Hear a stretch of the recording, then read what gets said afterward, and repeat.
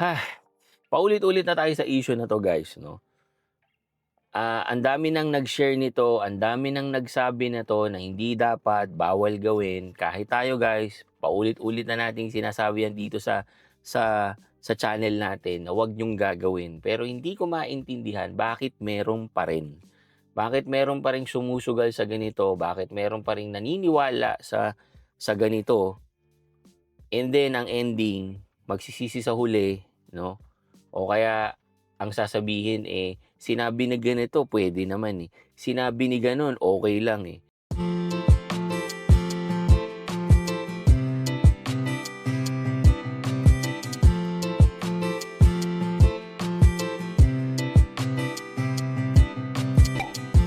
Tourist visa lang pero nagtrabaho, nagsisi sa huli. That's the title of the post. Kuya, tourist visa lang ako noon pero dahil nauubos na yung dala kong pera, pumayag akong magtrabaho kahit pansamantala. Sabi nila okey lang daw. Lahat naman lahat naman daw ginagawa 'yun. Ang galing. Sa una, mukhang normal. May kita, may pambayad sa rent, may pang-grocery. Pero araw-araw akong kinakabahan. Takot ako sa random check. Takot ako sa kahit anong tanong. Takot ako magkasakit o maaksidente kasi alam kong wala akong protection. Yun naman pala, no? The fact na kinakabahan ka sa mga random checks, yung sa mga ganyan. So alam mo na mali. So bakit mo sinabi na sinabi ni ganito, okay lang daw. Sinabi ni ganun, pwede.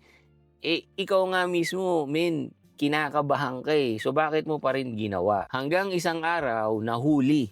Hindi ko na idedetalye paano. Pero, mabilis ang pangyayari. Na-cancel ang status ko at pinauwi ako. Lahat ng pagod, gastos at pangarap napunta sa isang maling desisyon. Ano ba yan? Ang advice ko sa mga naka-tourist visa, huwag niyong subukan. Hindi worth it. Masakit ang uwi kaysa sa gutom. Ay nako, 'di ba? Ewan ko na. Bakit ba may mga pumapatol pa rin sa ganyan? 2026 na guys, no? Ang dami ng naging post na ganyan, ang dami ng nag-share ng mga content creator niyan dito sa buhay Canada natin. Pero may mga sumusugal pa rin talaga, no? Ano ba kasi ang rason kung bakit sila sumusugal sa ganyan kahit na alam naman na nilang mali, no?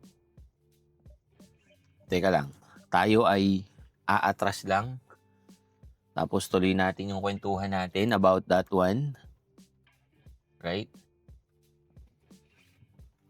Ito rin yung reason guys kung bakit tayo paulit-ulit, no, na nagpapaalala at nagko-content ng ganito. Kasi nga may mga gumagawa pa rin. May mga nabubudol ba o talagang sumusugal lang, alam mo 'yon? Ito yung sinasabi natin guys, no? Kahit na paulit-ulit na tayo dito, kahit na nasasabi na natin 'to sa mga past natin na mga vlogs, may mga gumagawa pa rin talaga. Kaya din tayo, paulit-ulit na rin tayo minsan ng content, no? May ano nga meron ngang nagsabi sa atin na lumang issue na daw 'yan lumang content na raw no. Pero sa akin, kung luma, bakit meron pa ring gumagawa, 'di ba? Bakit meron pa ring nabibiktima ng ganyan na naniniwala sa iba na okay lang daw gawin 'yan, na pwede naman daw 'yan, normal lang daw na ginagawa 'yan. Okay, so uulitin po natin. Hindi po okay, hindi po normal yan, hindi po legal yan na magtrabaho ka dito pag naka-tourist visa ka. Sinabi na po natin yan na maraming beses na sa mga past natin na mga vlogs. Pero, unfortunately, may mga gumagawa pa rin guys, no? Tulad nga nito ni Kuya, sabi niya, kaya daw niya nagawa kasi napapansin niya na unti-unting nauubos yung savings niya. Based lang doon guys, ang ibig lang sabihin nun, hindi talaga tourist ang punta niya dito. Meron talaga siyang balak na magtrabaho sa simula pa lang. Kasi, di ba, kung ikaw mag-tourist visa ka dito at mamamasyal ka talaga, hindi ba dapat nakaabang na yung mga gagastusin mo dito, yung yung sa hotel mo, yung sa pagkain mo, na-compute mo na lahat yan eh. Pero dahil malamang nag-overstay ka doon sa target mo talaga na duration dito, dahil hindi ka naman talaga mamamasyal, no? Hindi ka naman talaga mag-tourist dito, kaya nauubos ngayon yung savings mo. Malamang din napagplanuhan mo na habang ikaw ay nakatourist dito, magtatrabaho ka talaga. Kaya ka pa rin nag-go as a tourist visa or kung bakit ka pa rin nagstay dito sa Canada. Hindi ko alam kung sino yung mga nakausap niya or what, no? Pero tingin ko talaga diyan, dahil nga sa dami na ng nagse-share nito, alam na nila yan, no?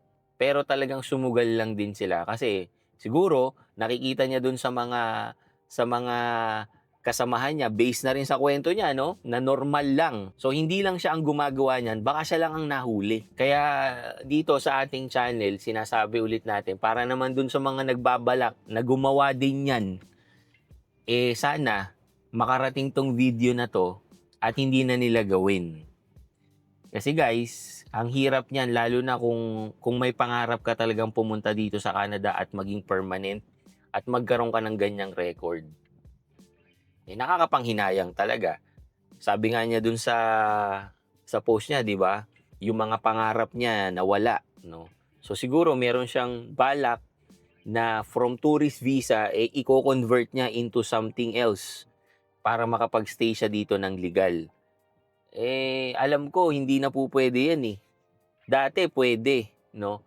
May mga nakakagawa niyan. Pero ngayon, as far as I know, naghigpit talaga guys. So hindi na yan applicable for this time. Papasok pa rin yung research at saka dapat maalam kayo dun sa mga bagay na nangyayari dito sa Canada, sa immigration system ng Canada, para din talagang hindi kayo mapunta sa mga ganitong sitwasyon, 'di ba? Mag-ingat kayo dun sa mga sasamahan nyo, no? Kasi nga, based dun sa kwento niya, may nagsabi sa kanya na okay lang, no? So yung sa circle of friends or yung mga nakakahalubilo niya, doon nang galing yung information. At siguro nga, sabi ko nga kanina, baka nakikita niya nga doon sa mga kasamahan niya na gumagawa din nun at hindi naman nahuhuli. Kaya siguro siya, naglakas din ang loob na siya nga hindi nahuhuli. Yung sinabi nga niya, 'di ba, na araw-araw kinakabahan siya, anxiety, stress. Kasi nga syempre, 'di ba, habang ikaw ay nandito, alam mong gumagawa ka ng illegal, yung stress na isip ka ng isip, baka mahuli ka or baka ma-check ka, 'di ba? At ang isa pa doon is yung medical insurance, no? Kasi syempre, pag nagkasakit ka dito at tourist ka, wala kang insurance. Depende na lang kung kumuha ka ng private insurance, guys, na napakamahal po, no?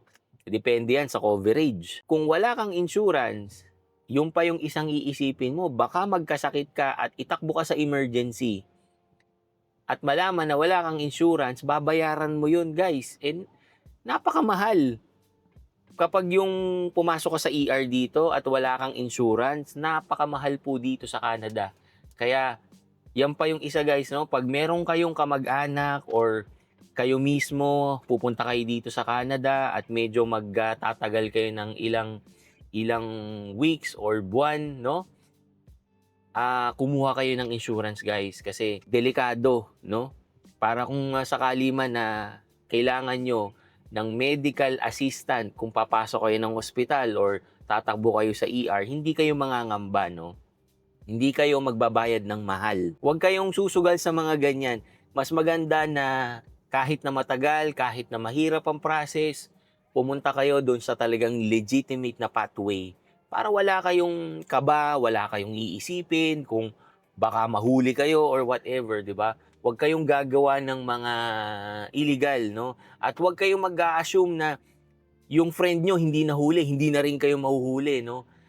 Huwag ganon guys, kasi may ano yan, merong possibility talaga yan na mahuhuli at mahuhuli kayo at baka nga, let's say, hindi nga kayo ngayon nahuli, no? At nakakuha kayo ng magandang pathway or legal na pathway na magstay dito, halimbawa, work permit or maging PR kayo dito at nakita yan sa records nyo, meron pa ring possibility guys na baka makaapekto yan doon sa mga magiging pathway or magiging visa nyo dito sa Canada. Kaya dapat guys, wag nyo nang gawin, no? Mag-ingat kayo sa mga ganyan. Wag kayong basta-basta maniniwala sa mga kakilala nyo lang. Kung meron kayong mga questions or hindi kayo sigurado, mas maganda na magtanong kayo doon sa mga legitimate talaga at yung talagang license na ano guys na pwede nyong pagtanungan, no? Kesa yung susugal kayo ng ganyan. Napakadelikado po niyan guys. Okay? So yun lang guys. Thank you for watching and see you on my next video. Peace guys.